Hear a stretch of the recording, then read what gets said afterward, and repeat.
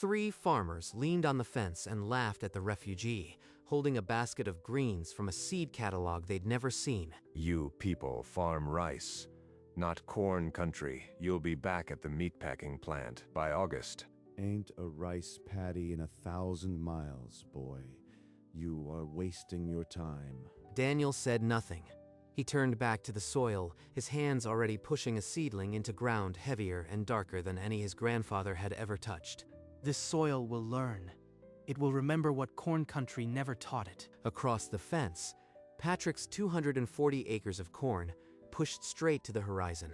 The kind of operation the bank understood. Where the commodity farmers saw dirt, Daniel saw a living thing that would answer the right questions. The men at the fence watched a moment longer, then shrugged and walked away. Daniel worked until the sun dropped below the grain silo, planting varieties whose names none of the locals would recognize for another 12 months. You wait and see. We will show them together. 2 decades earlier, on the other side of the world, a boy learned to listen to soil. Grandfather would press his thumb into the earth and know. He said the land only gives when you give it something first. Those lessons crossed a border camp, resettlement paperwork, and a Greyhound bus into the Iowa Fields to bus into the Iowa evening. The day Daniel signed the lease, Patrick Heller slid the paper across the table with a grin that cost nothing. 1 acre is all you want? You sure you ain't better off starting with a mop and bucket? 1 acre will be enough, Mr. Heller. The paper says so. He spent the next month building raised beds by hand, the geometry of the old village plotted onto a single acre of Iowa dirt. Grandfather, I am here. The wind is different, but the soil is still soil. The locals drove by slowly, shaking their heads at the strange rows in the refugee who wouldn't look up. Let them wonder. The plants will do the talking.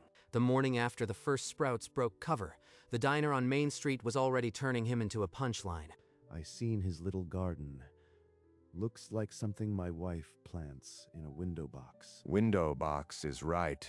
Won't feed a family of rabbits. I am just waiting to take my acre back. But Daniel didn't need their approval. He had spent the night counting seedlings by flashlight, each one a small green refusal. Then the rain stopped. By the 3rd week of April, the soil was splitting open like old leather. While the big operations pumped water from their pivots, Daniel carried it by hand to every row. Grandfather said, the hand gives what the sky forgets. A group stopped by the fence on a Sunday, watching him pour water onto ground they considered waste. You are drowning those plants, boy. Corn doesn't need that much. This isn't corn, Mr. Heller. By late May, Daniel's single acre was a green fist clenched in the middle of bone-dry cornfields. A younger farmer stopped his truck one morning and stood at the fence longer than usual. Just a mess of weeds is all. He's growing a jungle. A jungle feeds more people than a desert ever will. That afternoon, a letter arrived from a camp address Daniel hadn't seen in 2 years. Daniel, brother, I hear about your farm. I want to come. There is nothing here, Mongol. Mom, with another pair of hands, we could double the beds before fall. He wrote back that same evening, sketching a plan for a 2nd acre on the back of the envelope. The postmark didn't stay secret. By Sunday, the diner was buzzing about more refugees heading this way. Let them talk. The soil doesn't care who tends it. The first real harvest filled the truck before sunrise. Bok choy and gailon packed tighter than any corn ever came. Grandfather would not recognize this highway, but he would know the weight of a full basket. He drove 7 hours to the cities, where the first 3 store owners shook their heads without tasting a single leaf. They see the color of my skin before they see the color of the vegetables. At the 4th stop, an old Hmong shopkeeper picked up a Thai eggplant, split it with his thumbnail, and chewed slowly. The man looked up, nodded once, and named a price that was double the going rate for organic. This one sale pays more per acre than corn pays. Per hay 100. He drove back that night with a signed contract and an empty truck, the first real proof that the old ways worked. Mong, there is a market. When you get here, we will fill 2 trucks. He didn't say it out loud, but he had just out-earned Patrick Heller's best acre by a factor of 30. Numbers leaked from the grain co-op. A receipt showing per acre profit corn couldn't match. He's got some kind of handout. Refugee setup money. No way that acre paid that. The next afternoon, a greyhound led off a tall man in a blue work shirt, a single bag, and a smile. Brother, your letters said the soil was good. You didn't say it was this good. They doubled the beds before the next rain. 3 weeks later, a handwritten sign at the Saturday market drew a line. By 10 that morning, the bok choy was gone, and a restaurant chef had already placed a standing order. Not everyone was pleased. Farmers gathered at the fence that evening, faces caught between curiosity and something colder. They're undercutting us with cheap labor, getting rich off our misfortune. Someone should do something. By Monday, an anonymous note had reached the bank, asking pointed questions about the refugees' right to sell. They are not finished with us. But neither is the soil. We plant deeper. The Sunday paper ran a front-page photo. 1 acre miracle? No one in town was smiling. They can call it what they want. The numbers are the numbers, and numbers don't lie. By Tuesday, the bank manager had clipped the article. A note on her desk. Look into this. She called him in. He walked into the bank with a folder of receipts and no apologies. Your profit is extraordinary, but no collateral, no credit, and your refugee status. The committee will ask questions. My status is $50,000 from 1 acre. That number should be the only one on your desk. She nodded, but her pen didn't move. The wall was made of more than numbers. That night, he and Mong wrote letters to every Karen family they knew across the state. If the bank won't hear one voice, they will hear 6. We form a cooperative. A single stalk breaks in the wind. A bundle stands. We are the bundle now. July came and the sky forgot the fields. Cornfields bleached pale, while Daniel's plot stayed green and tight. Patrick, maybe there's something to what he's doing. I ain't seen green like that in a drought. It's a trick. He's pumping water from somewhere. He'll run dry before harvest. Daniel knelt by the beds, showing Mong how a handful of straw 2 inches thick could hold water longer than a pivot. This is how our grandfathers fed the whole village. No machines, just the soil, remembering what to do. By the end of the week, 6 families had signed the cooperative papers on a single kitchen table. We are not tenants now. We are farmers with a voice the bank will have to answer. Outside, the sun kept punishing. Patrick's lower fields turned to dust while Daniel's vegetables thickened. The bank watched, but the committee still held the pen. Numbers alone couldn't undo a lifetime of who belonged where. Patience. The harvest will speak for us. The last basket of the season left the farm, and the ledger showed a number that stopped every farmer who saw it. $84,000 from 1 acre.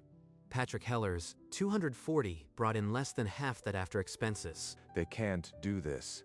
That land has been Heller ground for 3 generations. 2 miles away, the cooperative's proposal sat on Mrs. Henderson's desk, thicker than any application she had seen from a refugee. Daniel and Mong sat across from her, 6 families' signatures behind them, and asked for 3 farms. This is unprecedented. You are asking the bank to trust a group with no credit history on land, worth more than your whole community. We trust the soil, and the soil has already paid. Look at the numbers. Her pen stopped just above the approval line. She set it down and nodded once. Patrick left the kitchen, the notice folded small in his pocket, and walked to his field in the dark. He planted doubt. We planted seeds.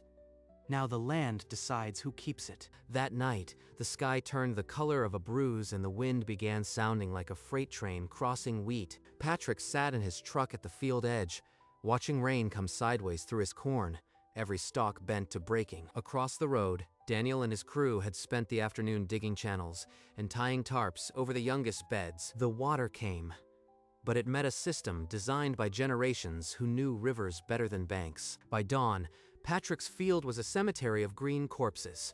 His drainage tile had simply surrendered. In Daniel's plot, the raised beds breathed out. Every plant stood upright, the mulch still in place, the soil dark and alive. Farmers gathered at the fence, not to mock, but to stare.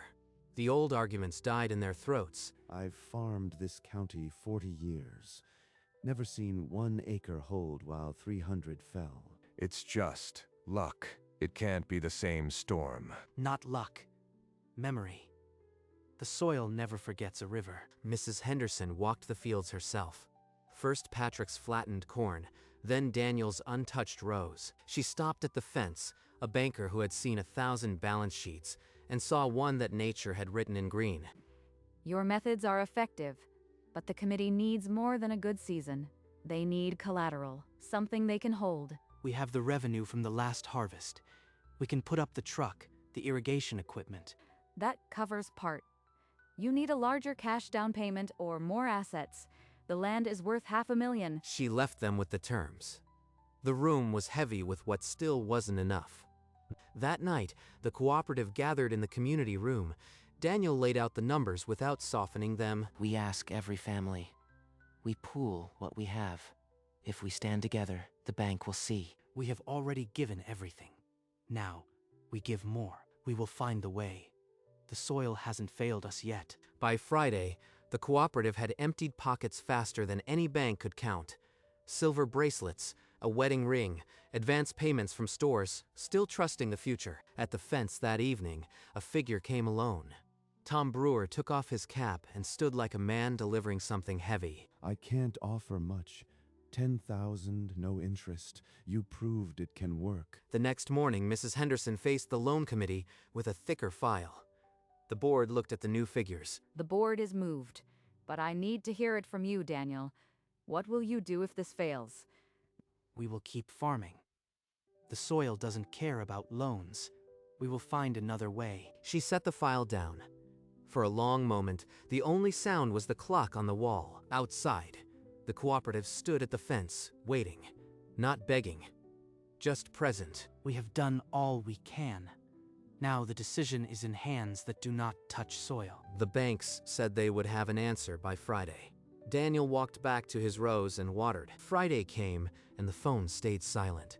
By the end of the second week, Patrick Heller was no longer sitting still. You want to know why their profit is so high. Illegal workers, pay 'em cash under the table. No taxes, no papers. The accusation reached the bank before noon the next day, typed on letterhead and delivered by courier. Daniel, there's a formal complaint. I'll need to see your payroll records, work visas, everything. Every worker is documented. We've kept records since day one. Look, as long as you need. She did, and found nothing. But the investigation burned 3 weeks, and the committee's patience with it. The complaint is unfounded, but there's a new problem. A developer from Des Moines has made a cash offer on all 3 farms. We need more time. We've put everything into this. Patrick drove past the cooperative fields that evening, watching the out-of-state car with real estate plates ease down the lane. He didn't smile, but he didn't turn away. The developer's offer had a deadline, 10 days. Daniel felt every second pass through his chest. He spread the numbers across the table for Mong. The gap was small enough to cross if he was willing to burn his own bridge. I can sell the next harvest now, 40 cents on the dollar. It will close the gap. That's your family's roof. If anything goes wrong, you have nothing left. If we lose this land, none of us have a roof. The soil keeps its promises. The cooperative voted at dawn, every hand rising for the deal that would cost their leader his safety net. Daniel pressed the pen down harder than he'd ever pressed a spade, signing away the season that wasn't yet planted. The wire transfer reached the bank by noon. Mrs. Henderson called an hour later. The board would vote tomorrow. This time, the down payment was met, dollar for dollar. We have given all we have. Now the soil must give back. The Des Moines developer pulled his offer before the board convened. He'd seen the cooperative lined up at the fence and wanted no fight with half the county. Mrs. Henderson carried the single remaining application into the committee room. The numbers were finally cleanly met. The board has voted. The loan is approved. The 3 farms are yours. Daniel and Mong sat still for half a breath, as if the words needed soil to root. Thank you. We will not make you regret this. The soil will keep the promise. Outside, the cooperative families had been waiting since before sunup, too nervous to sit, too hopeful to leave. When the doors opened, the families who had emptied their pockets and bet on a refugee season gathered them and wept. 1 acre started this. Now 3 farms will feed 100 families. In the distance, a man in a beat-up truck watched the celebration and drove off without headlights. The closing was scheduled for an early Tuesday, before the bank opened its lobby, so nobody would gawk. Sign here and here. The properties are yours as of this minute. This pen is heavier than any shovel I've held. The keys jingled when she handed them over, a small metal sound that meant no one could tell them they didn't belong. They drove to the first farm. The real estate sign had already been tacked with a bright red "Sold" sticker. 3 generations of Heller. And now it belongs to families who learned to farm on refugee rations. They walked the boundary together, and the soil didn't know the difference between old deeds and new ones. Patrick Heller sat in his pickup on the county road, engine off, watching the new owner walk rows that no longer answered to his name. He didn't roll down the window. He didn't yell. He just sat there until the sun was too bright to look through. You said I'd be at the packing plant by August. Instead, August brought me your land. On the cooperative's 3 farms, the soil surrendered abundance every week. On Patrick's leased 10 acres, the corn stood thin, and the ground hardened like old concrete. 50 years I've worked this land, and now it treats me like a stranger. He walked the quarter-mile at dusk, past the fence where he'd once stood laughing, to the door of the farm he'd signed away. Daniel. Mr. Heller. Beyond Daniel's shoulder, the raised beds were a carpet of green. Patrick's jaw tightened. I've been doing it wrong. All of it. How did you make the soil keep giving? Daniel looked at the man who had called him a window box farmer, who had sent notes to the bank, and saw someone smaller than his words. He is asking for a method. He should be asking for forgiveness. Daniel let the silence answer first, watching the last of the light catch the prongs of a forgotten fence. We will teach you. The first lesson is free. Patrick's hands, which had signed away a legacy, hung at his sides like tools without a purpose. Come, walk with me. The soil doesn't keep secrets from those who listen. They entered the field, the raised beds climbing high, a cathedral of vegetables that made Patrick feel small. Bok choy shelters the peppers. Lemongrass drives the pests away. No chemicals, just old knowledge. Patrick touched a leaf, pressing it gently, like a bruise he wanted to understand. My grandfather knew this before he could write. The forest was his classroom. They walked the rows until nightfall, Patrick asking questions that had sat beneath his pride for decades. The first lesson you paid standing at my door. The second you pay with sweat. He could have kept his pride. Instead, he walked into my field and asked to learn. That evening, the diner on Main Street went quiet when the door swung open, and Patrick Heller stepped in. The regulars, at the counter, turned. Coffee cups suspended, as he walked to the center of the room. Patrick, you look like you've got 100-pound weight on your chest. I was wrong about him, about everything. The silence that followed was the kind that rewrites stories. He walked me through his field and showed me things my grandfather should have known. Tom Brewer set his cup down so carefully it didn't make a sound. Then he nodded. If you are wrong, then maybe we all need to take a walk with that man. I expected them to laugh. Instead, they listened. That was heavier. One by one, the other farmers at the counter nodded. No speeches, just a collective exhale. The morning after the diner exhale, a yellow bus stopped at the end of the cooperative lane. 2 small figures climbed down, backpacks bouncing, and ran toward a father who no longer looked like a stranger. Daniel took their hands. At the crosswalk, a man from last night's counter raised his cap without a word. My children will not have to fight the soil to be heard. They will just belong. Down the road in a field the cooperative now called the East Plot, Patrick Heller bent over a raised bed for the first time. Maung stood beside him, pointing at the irrigation furrow, speaking in the same quiet tone Daniel had used. Look, that's Mr. Heller. He's learning now. Patrick looked up once, saw Daniel at the fence, and lifted a calloused hand in a gesture that was half salute, half apology. The soil doesn't care who started the war.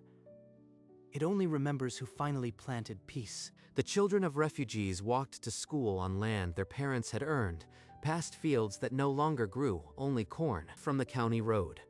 The 3 farms were a quilt of green. 80 varieties swaying where one had stood. Daniel walked the edge of his original acre, a basket on his arm, the weight familiar and light. The cooperative sign, hand-painted by the children, marked the entrance like a quiet declaration. A hand waved from the farmhouse porch, and he raised a quiet hand back. He knelt, pressed his palm flat against the soil, and felt the warmth that asks no questions. Grandfather, it worked. The land knows us now. He stood, and the horizon was no longer a fence but a promise. The baskets overflowed with eggplant and pepper, the colors of a new economy. Daniel's eyes, dark and calm, held the reflection of the fields. Years later, people would say the Refugee grew not just crops, but a community, and the soil never forgot. The last light of the season caught Daniel's eyes, and in them lived the soil, the journey, the harvest. He stood at the fence where once 3 farmers had laughed and heard only the wind moving through bok choy. In the distance, children chased each other between rows of lemongrass, their laughter a new kind of crop. They will plant what we planted, but deeper.